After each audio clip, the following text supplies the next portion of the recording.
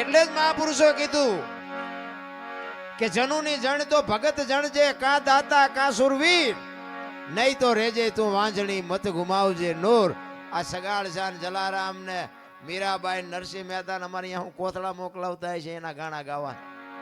અમે એના ગાણા ગાઈએ છીએ, એની પેઢીઓ કઈ અમારે અહીંયા મોકલાવતી નથી કે અમારા બાપ દાદાના ગાણા ગાવશો તો એમ લો બે પણ દાણા મોકલાવી.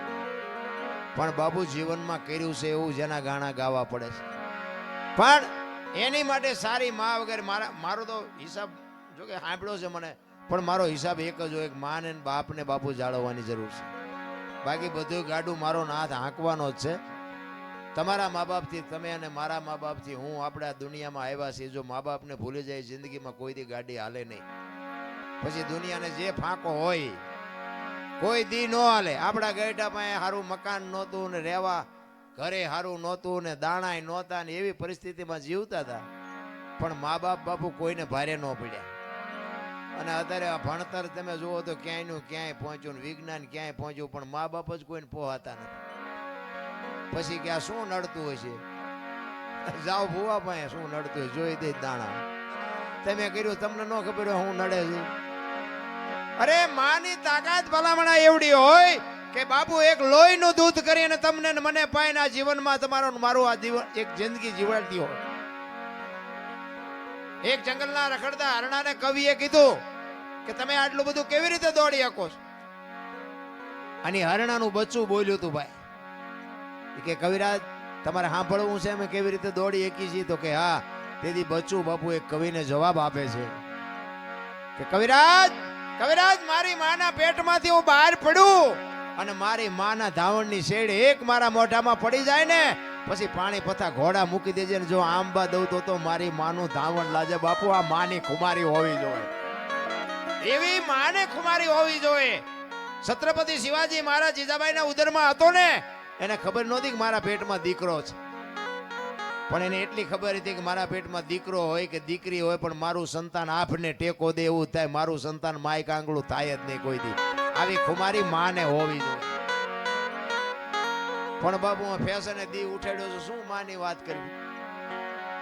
હું તો દીકરીઓને ખાસ કહું તમે તો શક્તિનો અવતાર છો. તમે ધારો તો આજે બાળીને ભસ્મ કરી દો એ તાકાત છે તમારામાં. પણ હવે બાપુ અત્યારે કીધા જેવું કઈ છે નહીં. વહુ હારો ભેગા પાણી પૂરીઓ ખાતા હોય ત્યાં પરજા જેવી થાય. એમાં કઈ હારા વાઈટ હોય નહીં. કહેવાનું હોય કે અમારે 2 છે 4 છે, ગવાડા ડાટા કાઢે એવા હોય, ગવાડા બાંધે એવા ન થાય. અરે માં છે તો માં છે ભલા. મોઢે બોલું માં હાથે નાનપણ સાંભળે મલક બધાની મજા પછી કડવી લાગે કાગડા. બાપુ માના જીવનમાંથી કઈક બાપુ સંતાનને ઘોડિયામાંથી જ બાપુ એને બધું આપી દે.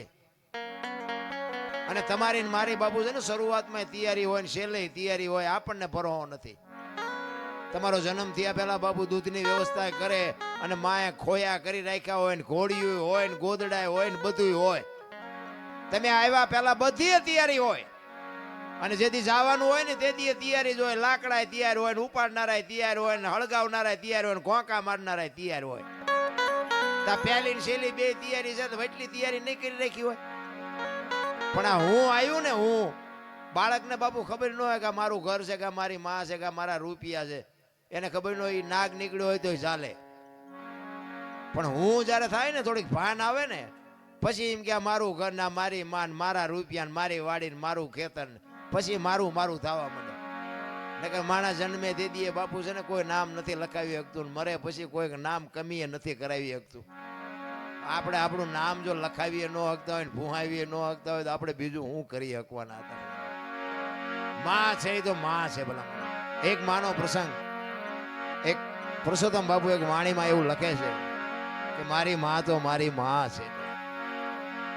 હું તો કોઈ તીરથ જાત્રા વ્રત કરવાનું, પુણ્ય કરવાનું, દાન કરવાનું હું કોઈને કહેતો જ નથી.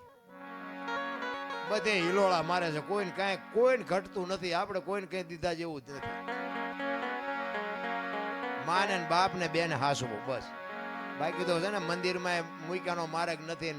જ્યાં છે અહીંયા આપણે દેતા હોય દેજો, મારો વાંધો નથી. પણ મા બાપને ચૂકીને જો દેવા જાઓ ને તો બાપુ ચોપડે નહીં સડે લખી લેજો. માના ને બાપના કાળજા ઠારો બાપુ જિંદગીમાં બધું સારું જ થાય. ધંધો સારો થાય, છોકરા હારા થાય, તમારું જીવન એ સારું હાલશે, નિરોગી રહે. પણ મા બાપને બાપુ ચૂક્યા એટલા જિંદગીમાં બાપુ કોઈ એક મા બાપના આશીર્વાદ છે ને વિધિના ચકડા ફેરવી નાખે ભલા. અને મા અને બાપ છે ને આખી દુનિયામાં મારો દીકરો સુખી થાય, મારા દીકરાનો વ્યવહાર સારો હાલે, મારા દીકરાનું ગાડું વ્યવસ્થિત હાલે, એવી અંતરથી જો કોઈ ચિંતા કરતું હોય ને તો તમારા મા બાપ બાકી આખી દુનિયામાં કોઈ રાજી નથી. લખવું હોય તો લખી લેજો. હગો ભાઈ રાજી નથી બાપુ. તમે આગળ નીકળો એમાં હગો ભાઈ રાજી નથી. અંતરની જો વેદના હોય તો એક માની બાપની જ છે, બાકી કોઈની છે જ નહીં. બાકી આખી દુનિયા સ્વાર્થી છે, લોહીની હગી છે. હું તો પ્રોગ્રામમાં જાઉં અહીંયા હું તો કહું કે અમે ગઈ એકી એટલે બોલાવો છો, બાકી અમે થાકશું તેથી તમે નથી બોલાવાના. હવે એ દરબાર જ્યાં ગઈ હવે બીજાને કહો, બીજાને કહો, એ ખબર છે. આ સ્વાર્થ છે દુનિયાનો, બીજું કાંઈ છે જ નહીં ભલામણ. બાકી માન બાપ બાપુ છેલ્લા શ્વાસ સુધી મારા સંતાનનું ગાડું વ્યવસ્થિત હાલે, મારા સંતાનનો ધંધો બરોબર હાલે, આવી અંતરથી બાપુ જો વેદના હોય ને તો માની બાપની બાકી બધી વાતો છે રામ. એટલે પુરુષોત્તમ બાપુ વાણીમાં એવું લખે છે કે મારી માં તો મારી માં છે. અને બાપુ જે સંતો થઈ ગયા ને બાપુ, મા બાપને કોઈ દી કોઈ દુખી કર્યા જ નથી. ખાવા હતું કે નહોતું, ભૂખ્યા રહી નહીં, પણ મા બાપને જાળવા છે. એટલે પુરુષોત્તમ કહે છે એ જી જનેતાની તોલે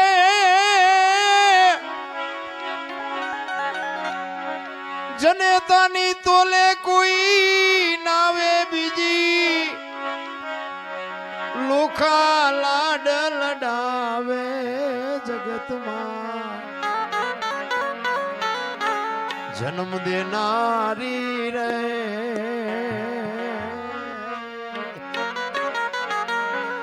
મારી માની તોલે કોઈ નાવે.